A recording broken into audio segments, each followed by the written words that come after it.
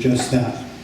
The story of the watershed is rich with all the curiosities and all the human foibles that make history interesting. Now, more than at any time in our history, we find ourselves awash in media, videos, televisions, podcasts, and of course, photographs. My presentation tonight, while it's ostensibly about the history of the Crystal Springs Watershed, I'd like to start by making some distinctions about these photographs, these ubiquitous records of life that we all make and enjoy now. For most of us, the photographs we take memorialize our life events as memories. Professionals like Gordon, one of the great storytellers, he takes it to new heights, as can be seen in Alta California, National Geographic, and too many other publications to mention here. Thanks for that lovely introduction. For photographers like myself, my images are more personal and private, more like diary entries made without regard to an unforeseen audience. While I'll use my black and white photographs to illustrate my talk, they were not made for that purpose. Indeed, when I started working on this in 1984, I dare not dream of having a monograph of my work in print the way it turned out. So I suggest you look at these as diary entries or notes to myself. I made them in celebration of those rare moments when the mental wall between us as the observer and that which we observe falls.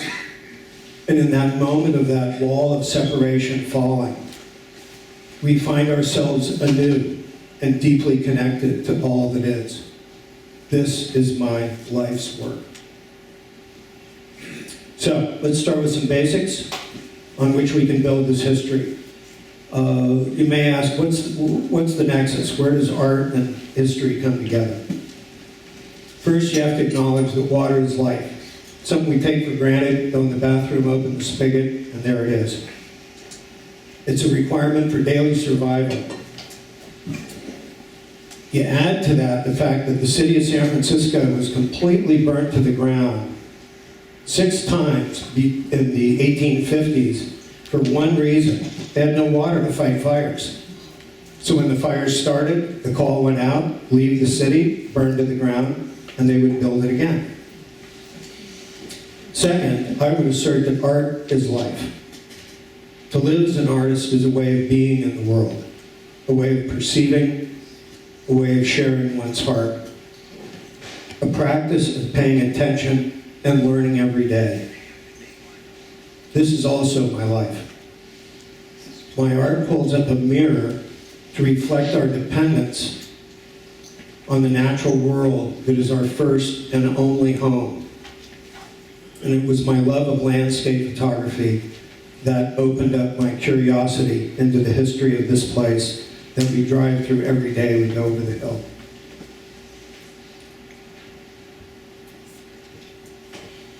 The San Andreas Valley, also known as the San Andreas Rift Zone, was formed by the friction between the North Pacific Plate that we are on, and the Pacific Tectonic Plate. The epicenter of the 1906 earthquake was located just north of here, near Muscle Rock, just 2 kilometers off of San Francisco. Here we have, and this was a discovery of mine after, for those of you who don't know, this book was published 30 years ago. And I did not know that Carlton Watkins, the father of landscape photography, was first hired by the Spring Valley Water Company to photograph their dams. He first came to California in 1851 in search of gold, like so many others, and quickly discovered the way to get the gold was to provide a service to the people that had it. So he opened a portrait studio shop in the city, and ultimately was hired by Spring Valley Water Company to make photographs of their projects. Here we have the resort of Crystal Springs. Right here we have the grove of oak trees when you cross on Highway 92, across the upper dam, and then start up the hill. And those oak trees, that's this, and then you can see the hills of San Jose and Los Gatos way down here. This, of course, is now submerged under the lake. Of greatest importance, at least in my mind, is this is the same photographer that was the first one to make formal photographs of the Yosemite Valley. Which photographs ended up on the desk of Abraham Lincoln, which initiated the first land preservation in the history of the United States and ultimately led to the national parks. So that started right here with this photographer. So it's disclaimer time. I am not a historian. I've already asked the watershed keepers that are here. We have some people that lived on this property to not correct me. So no, that is not my forte. My forte is leading and consenting to life's unfolding beauty and wonder as are expressed in my photographs. Let's begin with the history of the most important land on our peninsula. Just picture for a moment there's no Crystal Springs Watershed.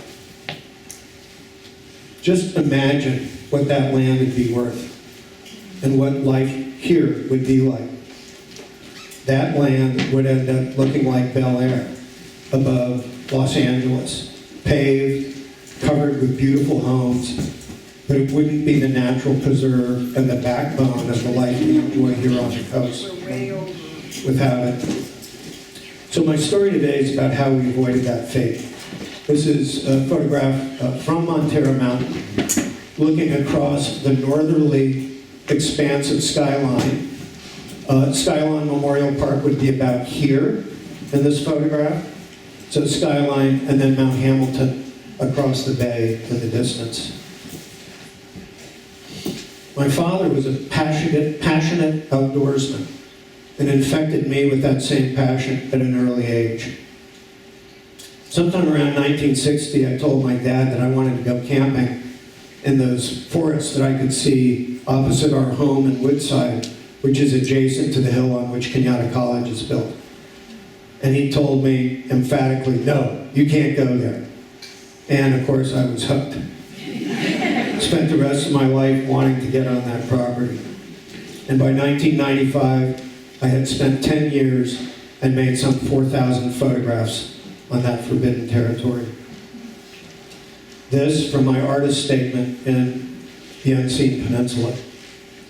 As a child growing up on a hill overlooking the Sierra Morena, I had dreams of what secrets might be hidden in their heartland.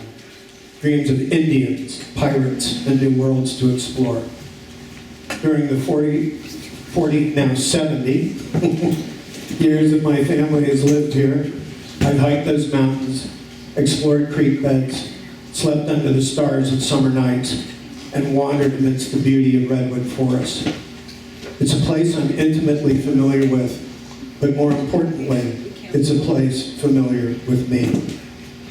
I am what poet, farmer, essayist, and author Wendell Berry might call a place person, and this is my home.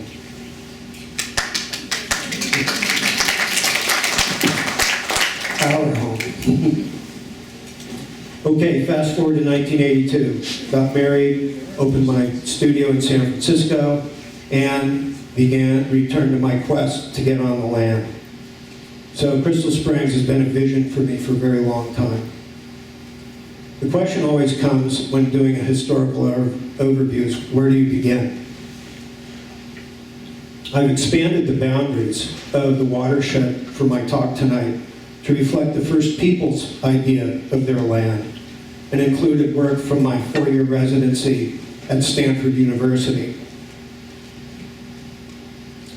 As you'll see later, Jasper Ridge, the biological preserve there, one of the preeminent climate research stations in the world, is included, and that's the land south of Woodside, north of Portola Valley, adjacent to 280 there.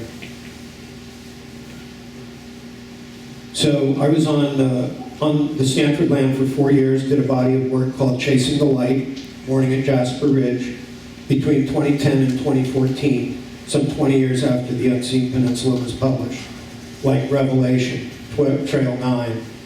So these photographs can be identified by their dates of creation in the 2000s. So let's start at the beginning with the Ramaytush, or the Costanoan peoples, who were here long before the arrival of the Europeans. Here on the peninsula, ancient peoples numbered approximately 1,400 when the Spanish first arrived in 1769. Here are their bedrock mortars right across San Francisco Creek from the intersection of Sand Hill and Whiskey Hill Road. They enjoyed abundant access to food from the bay, the lands of the peninsula, and the ocean, as evidenced by many of the digs on both the watershed and at Jasper Ridge, which yielded shell ornaments, bat ray spines, obsidian, stone tools, animal bones, and so on. I've personally kicked up the soil in these ancient middens and thrilled to see the remnants of these lost civilizations at my feet. While San Francisco Bay supported thousands of natives, the shelter of the great inland bay eluded seafarers for centuries. In 1542, Cabrillo failed to find it, followed by Carmenio, Vizcaino, and Drake. It's ironic that the bay was ultimately discovered by an overland team that started in San Diego and hiked up the coast. The seed for San Francisco's quest for drinking water was born in 1769 when Gaspar de Portola became the first European to behold San Francisco Bay after first camping right over there, the mouth of Pilarcitos Creek, later in San Pedro Valley in what we now call Pacifica, and hiking to the northern extension of the peninsula's skyline in a desperate hunt for food. On the hunting party's return, Franciscan Father Juan Crespi wrote into his diary that, quote, they had seen some beautiful plains, well adorned with trees, and that the smokes they saw in all direction left no doubt that this country was thickly populated with heathen villages. I will resist my temptation to comment. I suppose now might be a time to address the most common question I get is, how did you get on that property? And when I was teaching, I would always tell my students, you have to have a vision. You must have a vision, especially in photography. There's other art forms, painting and sculpture and so on, that are more burdensome. Photography can be, as we all know from the hours we spend deleting photographs off of our cell phones, can be instant. So you have to have a vision. You have to have a particular way of being around your subject. And I was frustrated because the water company consistently ignored me, wouldn't respond to my letters or phone calls. And once I was telling, out of this vision I had, one of my corporate clients for whom I did advertising work said, I'm going crazy. I just can't get their attention. You know some of these people because you have some land that's contingent to it. And he said, I can't help you. They won't let anybody back there. So I was walking out and his secretary said to me, hey Rob, my dad's the superintendent of the watershed. And that began a wonderful friendship. This piece, Fonseca's Secret, I named for that man, Ed Fonseca, who appreciated who I was and what I was trying to accomplish. This particular place, Ed retired in '93, and he called me and said, you want to go out on the property? I said, of course. So he drove me to this remote location. We walked half a mile through the brush and ended up here, the largest First Peoples midden I have ever seen. A midden is a debris pile. And this is where all those things I mentioned were just below the surface. And I said, why are you telling me? And he said, all of us that work here have an agreement that if we find archaeologically significant work, we are required as part of our job to inform management. And he said, every time I do that, Within a year or two, I come back and it's all dug up and gridded, tools left, and he said, I just didn't think it was right. He said, this is the best one I ever found, and I wanted someone to know about it. So what was our secret? Returning to our history. In 1786, the church established a support mission in the San Pedro Valley, where Portela first camped, to support Mission Dolores in San Francisco, known as an Asistencia. The Sanchez adobe remains to this day as the oldest building on the peninsula. By 1812, the church's herds numbered 10,000 sheep and an equal number of cattle, ranging over these hills. This began the haggling between the Spanish crown and the church over exactly who owned that land and who owned that livestock. The Mexican government that ruled California secularized the churches and took the land and distributed it to their, shall we say, their most connected individuals. And above this slough on the right are the remains of the very last adobe built in California. And you can still see the foundation of it there. Domingo Feliz was the owner. It was made in May of 1844, and his 4,400-acre grant was prime among the watershed. Everything from Truesdale Drive on 280 all the way down to miles south of the Highway 92 dam.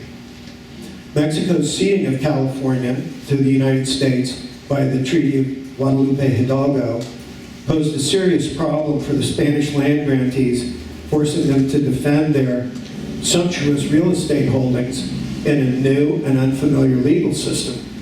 Worse, in cash-poor California, this was pre-gold rush. The high cost of litigation often resulted in payment in land, with lawyers coming to own portions of all the Spanish land grants on the peninsula. Crystal Fen, imaged near the historic adobe, captures the cycle of life. The water cycle with mists rising on a cold winter morning and a dead snag rising from the waters of the reservoir under the first light of day.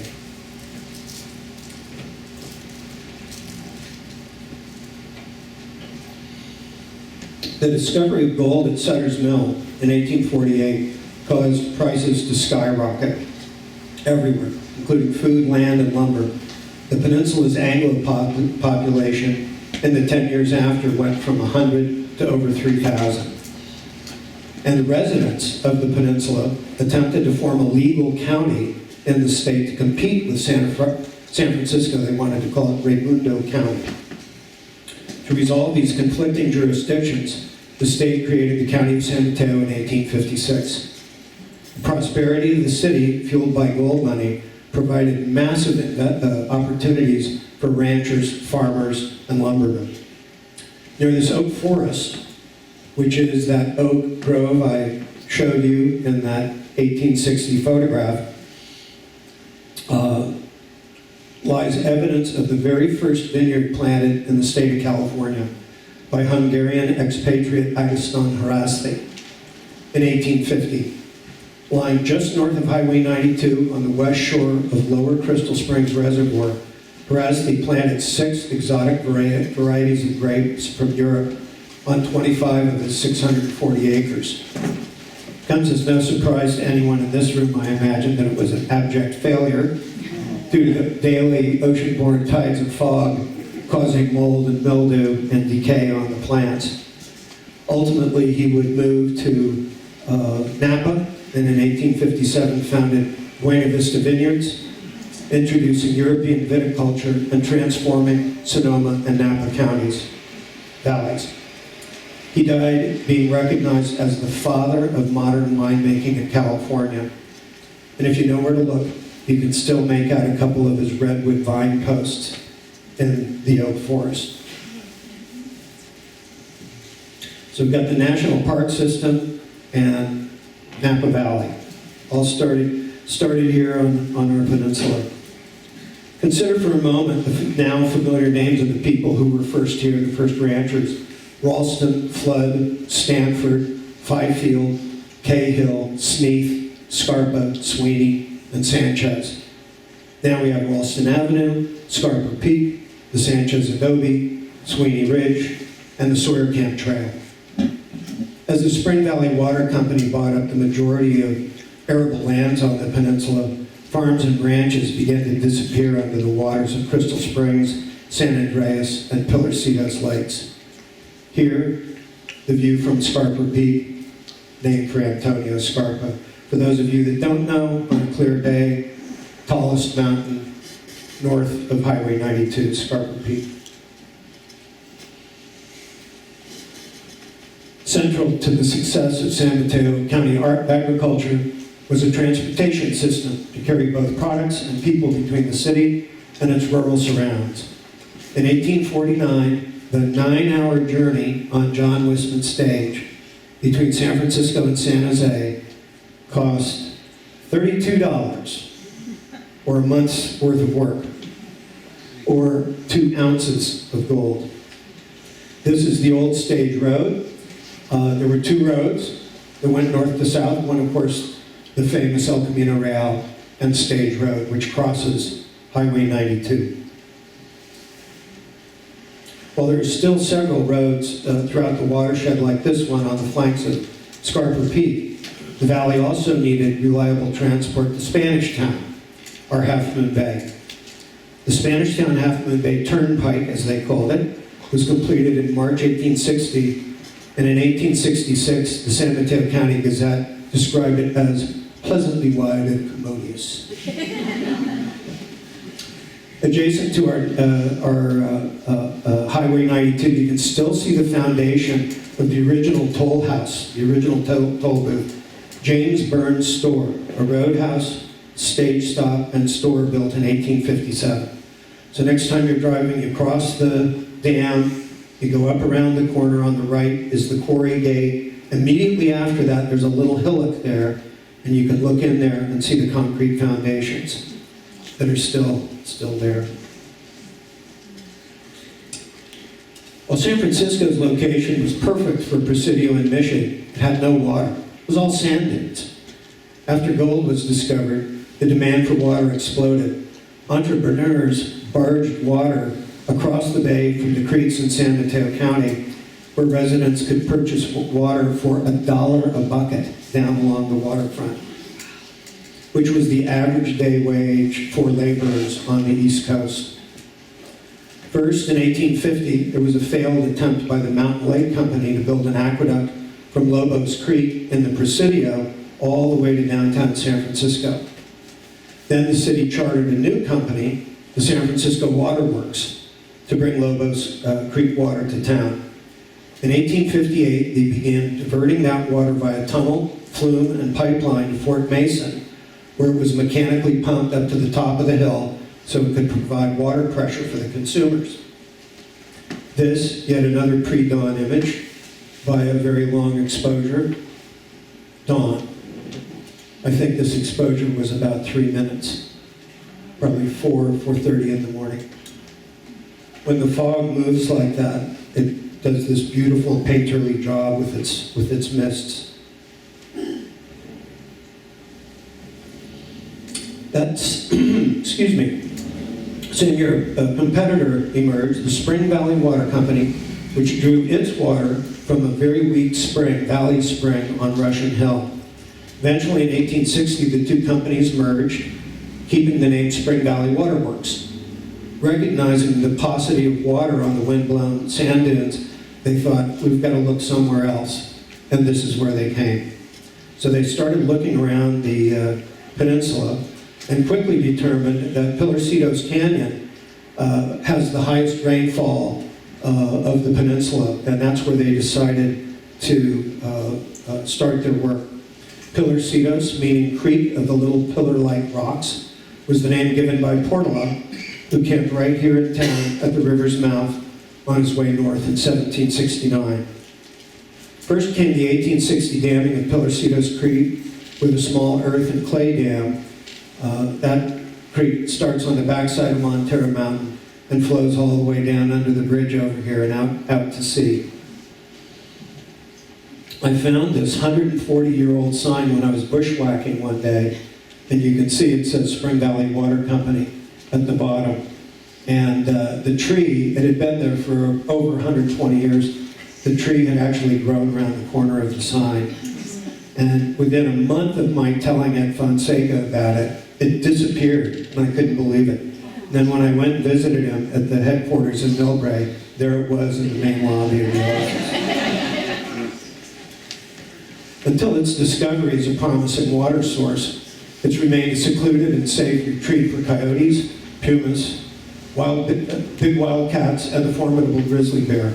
Its whole native fauna and variety and abundance befitting the wild solitude of the locality, although so near the largest city of the state.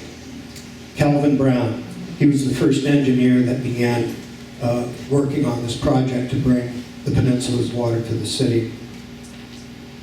A lot of the ranchers here went bust because they lost all their stock to grizzly bears. Bear Gulch Road, named for a grizzly attack. So this was the great wild outdoors back then. The greatest challenge to the viability of their project with Pilarcitos was the fact that it lay in a remote location on the west side of the Sierra Morena. Because the San Andreas Valley lies at a lower elevation than Pilarcitos Dam, engineers imagined that they could put a pipeline through the ridge and gravity feed the water from Pilarcitos straight through to the other side of the ridge. Furthermore, they recognized they could build a 32-mile flume through San Bruno, Colma, Daly City, and so on, and of course that was all wide open space back then. The chronic water crisis in the city had peaked, and everybody was demanding action. So this is another image by Carlton Watkins. Here we have Montero Mountain. Here we have Fifield Cahill Ridge. And here we have the northerly extension of the Sierra Morena. This was made with an 18 by 22 inch field camera. Hard to imagine it being more difficult than hauling an 18 by 22 inch camera around. They also used a stereoscopic camera, a more portable camera, 2 lenses and 2 planes of film side by side. When viewed in a stereoscope viewer, it gives you the illusion of 3 dimensions. Because of the intense public demand for more water, the tunnel was begun at both ends under the engineering expertise of 21-year-old Hermann Schussler, a second-string engineer. And in the years that followed, he would become known as the father of the Crystal Springs Watershed. Tunnel number 1 was a 2,800-foot gravity-fed tunnel from the lake straight through the mountain over to the bay side of the hill. As the 2 work faces approached each other, bets were laid as to the accuracy of Schussler's engineering. Quote, this is from the Alta California, which was the New York Times of California at the time. On driving the 2 ends of the tunnel together in the center of the hill, they struck inside 1/2 inch in line and 1/2 inch in grade. Aside from winning his bet, the startling success greatly enhanced Schussler's reputation. After 24-hour-a-day work over 10 months, the tunnels were finished in May 1861, and by the summer of 1862, the 32-mile conduit was completed, and the first water reached San Francisco in time for festivities on July 4th, 1862. San Francisco finally had a reliable water supply. The earlier photograph of the resort and the photograph of the dam, 2 slides earlier, as I mentioned, were made on the Mammoth plate camera, which utilized 18 by 22 inch glass negatives. These were made by taking 18 by 22 inch glass, dipping it in colloidal, kind of a liquid gelatin, then dipping it in silver nitrate, then loading the camera, all done in complete darkness, out in the field, exposing the film, going back into darkness, removing the glass plate, and processing it all in the field. Because if the glass plate dried, the chemistry couldn't penetrate the material to make the image. So it required a darkroom. Isn't that a beauty? That was Carlton Watkins' dark teepee. And made of butyl rubber. You imagine how hot it got in there during the summer. There's 6 reservoirs on the peninsula, but Stone Dam and Pillarcitos can't be seen outside the property. It's a common misconception about the watershed that when you're driving up 280, you look at the ridge and you think, oh, on the other side of that is the ocean. Or you're driving up the coast here and you see this beautiful ridge, you think on the other side of that is the bay. It is not. There is a big depression that forms Pillarcitos Lake that can only be seen from inside the property. Here we have 280 and Fifield Cahill Ridge and Pillarcitos Lake.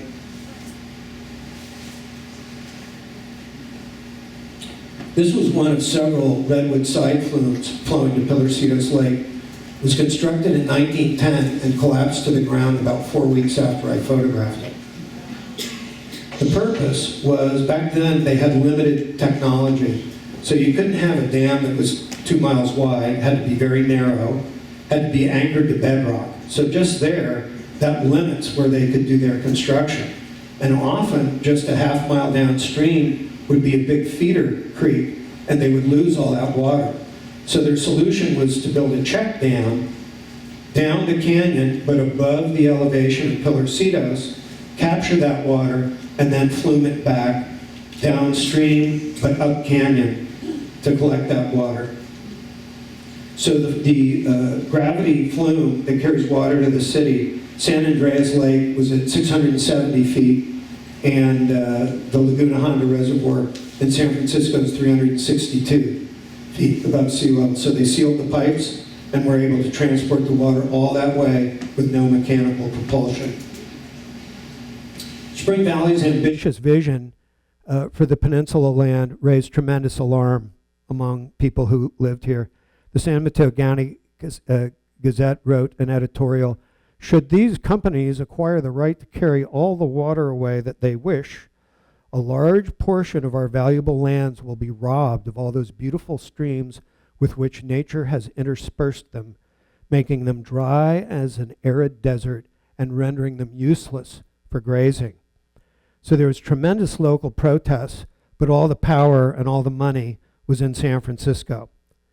So the company pursued their expansion, and engineer Schuessler, during surveying the route for this gravity-fed plume, he looked at that beautiful San Andreas Valley and said that would be a perfect place to gather and collect water.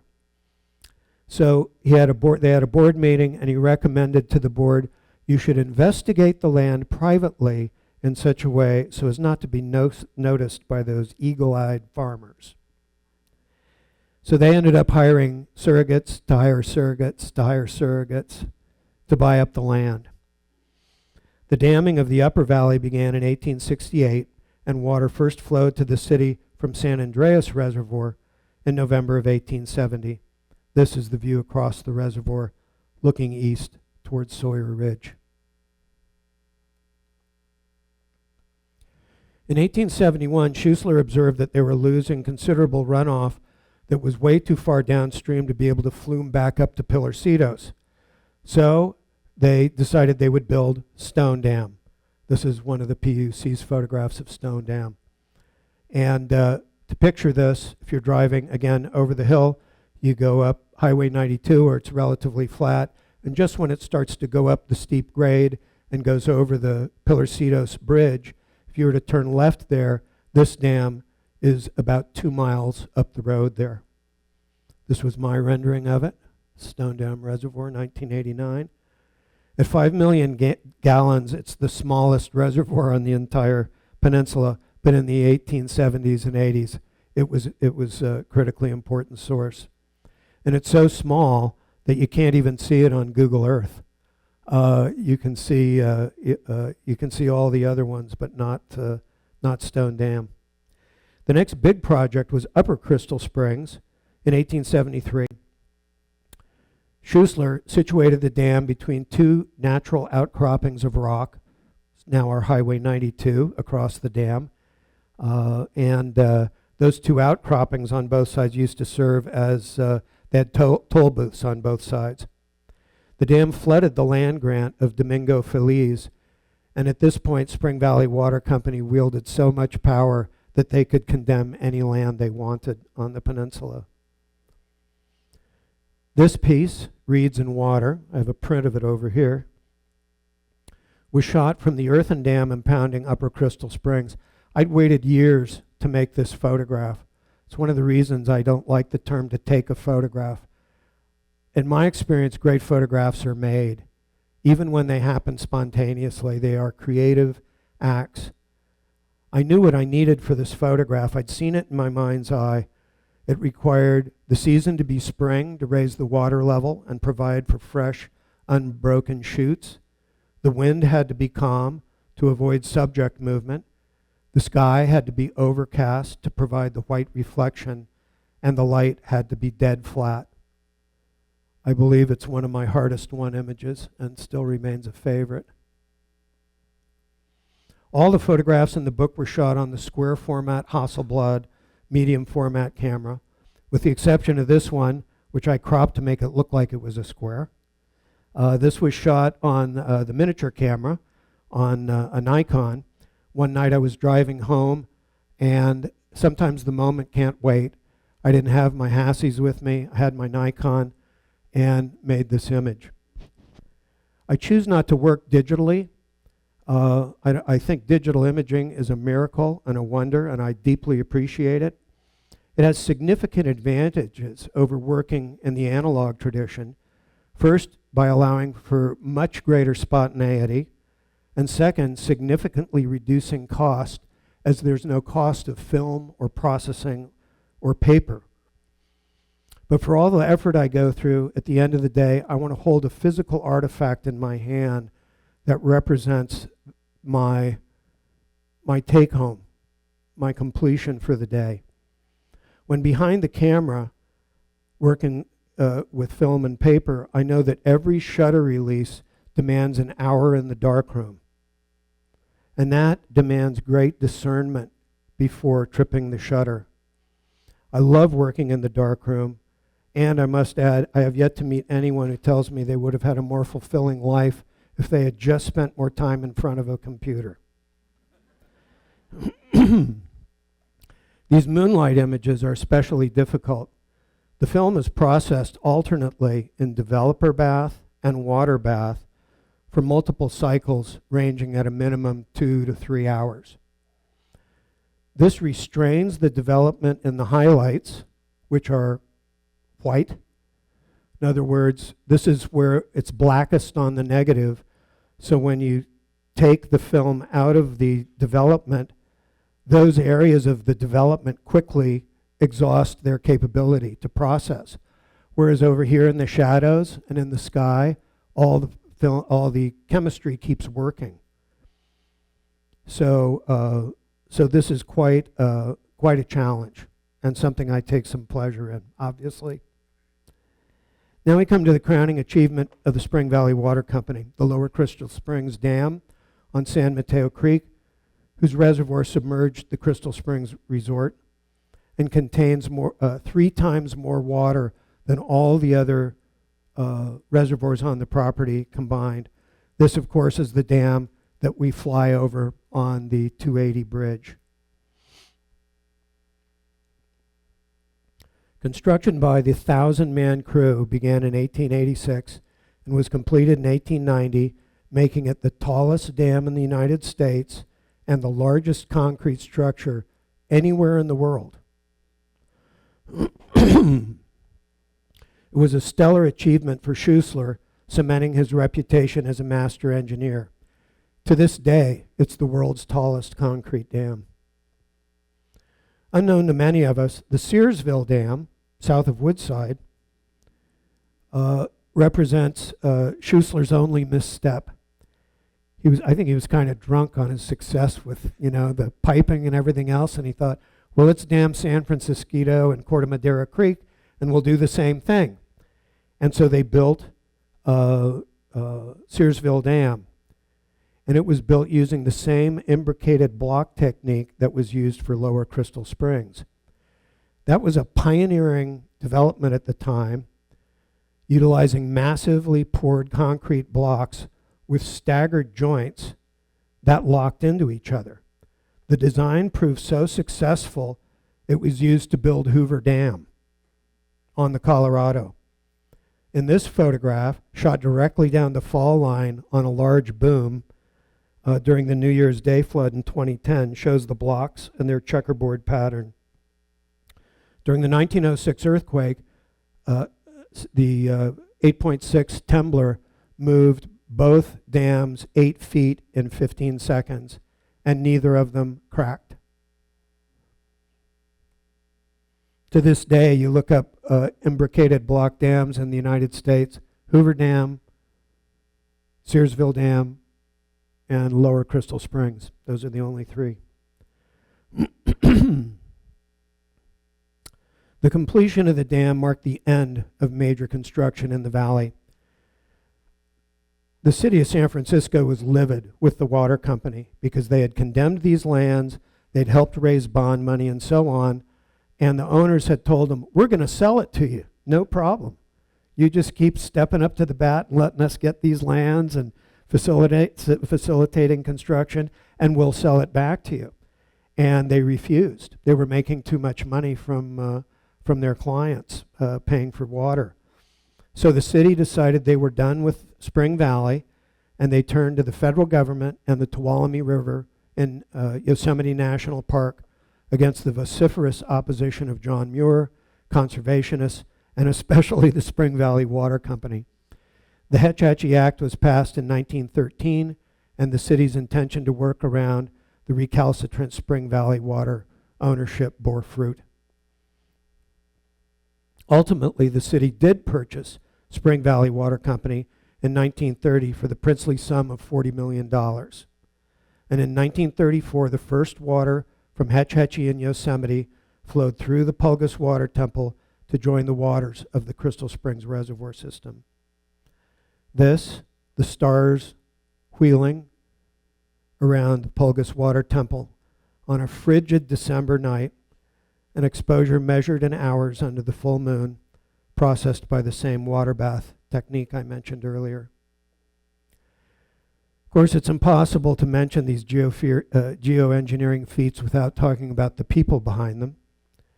William Bowers Bourne inherited the Empire Mine near Grass Valley in the Sierra foothills, which over its 106-year history yielded 5.8 million ounces of gold. With this windfall, he acquired the San Francisco Gas Company. And as time went by, he bought shares in Spring Valley, eventually owning majority interest. He ultimately led to a merger, which is now the company Pacific Gas and Electric. So he was a big player. Bourne built estates from Pebble Beach to Grass Valley, including the 54,000-acre Filoli, which I'm sure you're all familiar with, part of the National Trust for Historic Preservation. In 1908, he acquired full ownership of Spring Valley, and he fell in love with our peninsula and selected 654 prime acres from one ridge to the other on which to build his dream home. Designed by the famous architect Willis Polk, Filoli was built 54,000 square feet. We built it in 3 years. These days it'd take that long to get the permits.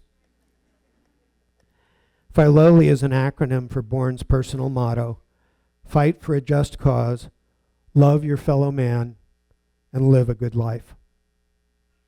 Here, afternoon light on the old stage road where it crosses the first concrete bridge poured on the watershed, marking the property line of Filoli. It still stands today. And here, just up the hill from Filoli's famous gardens, lies the Bourne family cemetery, where Bourne, his wife, and his infant son, who lived for only 1 day, are buried. As the exceptional quality of the valley became recognized by San Francisco's elite, Bourne permitted his company's vice president, Samuel Eastman, to do the same thing. So he bought some of the land between the watershed and the town of Woodside, just south of Filoli. His estate was called Mountain Meadows and was ultimately sold to Herman and Mary Elena Flager in 1937 and renamed the Flager Estate. Over their lifetimes, they expanded their holdings to 1,300 acres, running from Cañada all the way up to Skyline. They were deeply committed to land conservation, and they worked closely with the Peninsula Open Space Trust to have their estate incorporated into the Golden Gate National Recreation Area in 1995, and we can now hike that full range. Here, a fairy ring grows around the stump of a harvested old-growth redwood on the Flager estate.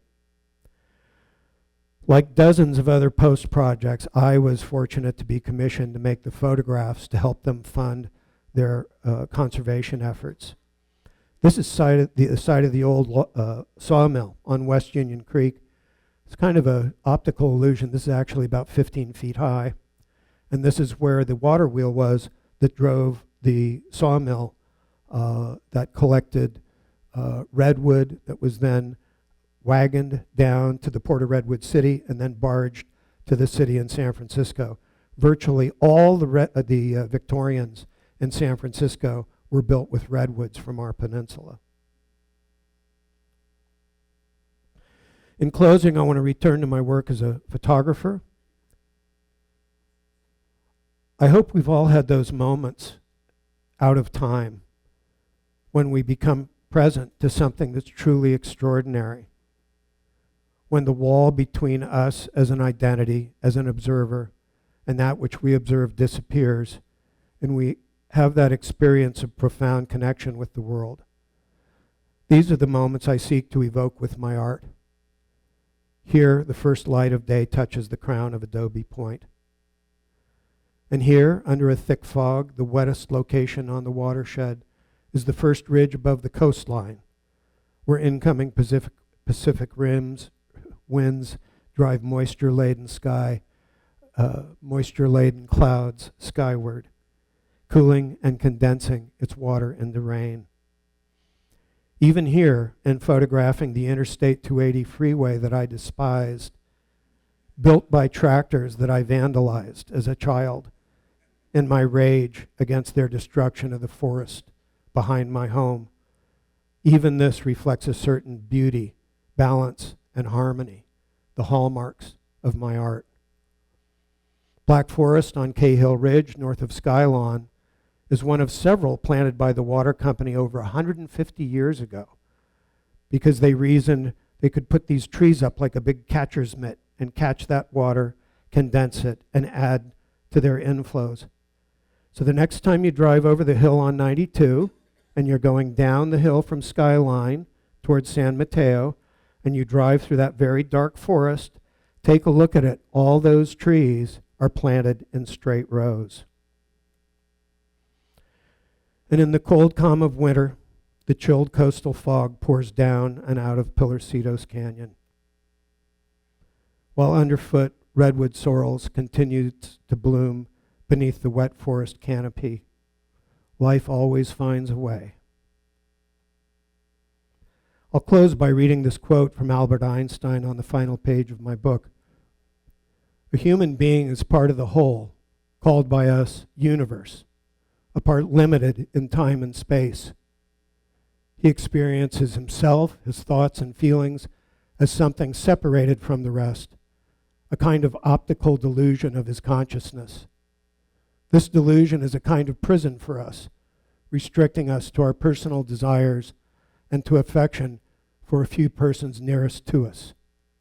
Our task must be to free ourselves from this prison by widening our circle of compassion to embrace all living creatures and the whole of nature in all its beauty. There's no greater gift you can give another person than your time and attention. I just want to thank you for that. I want to thank you for being here this evening. I hope your next drive over the hill is enlivened by your evening with me tonight.